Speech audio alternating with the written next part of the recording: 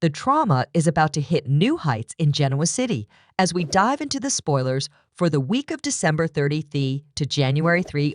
Get ready for shocking twists, dangerous plots, and plenty of revenge. Ian's up to something sinister, and Phyllis, well, she's setting herself up for a fall. Let's break down what's coming your way. Phyllis is on one, and this time, it's all about Sharon.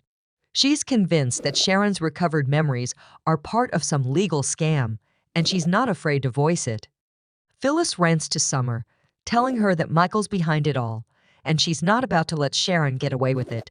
Summer tries to tell her mom to calm down, but Phyllis isn't listening. Later that day, Phyllis continues her tirade, this time to Billy, claiming that Sharon's getting away with murder and that she's been using her connections with the cops to cover up her past. While Billy tries to warn Phyllis to step back, she's too far gone in her vendetta against Sharon.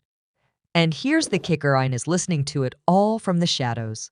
He's been eavesdropping, soaking in the information he needs for his own revenge plan. Ian isn't just hanging around for the fun of it.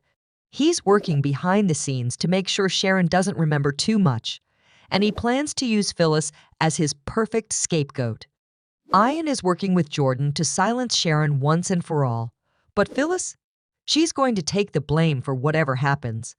And let's face it, Phyllis is practically begging for it, given how vocal she's been about her hatred for Sharon. Billy sees the disaster coming, and he tries to talk sense into Phyllis, urging her to back off before things get out of hand.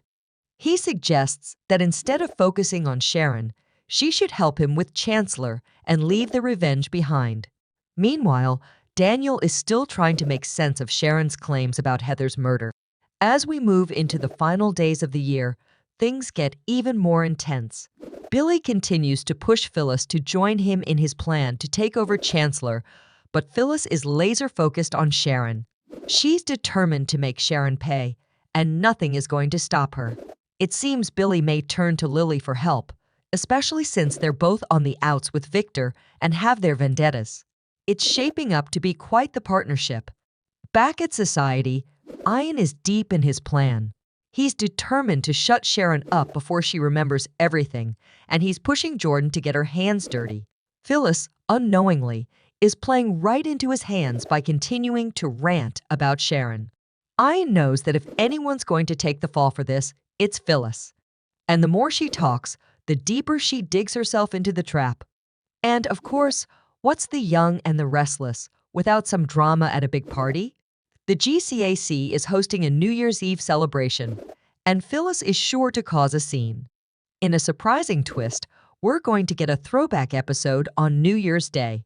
It's a heated confrontation between Sharon and Phyllis from 2006, a reminder of just how long these two have been at each other's throats. Their rivalry has spanned years, and it's not showing any signs of slowing down.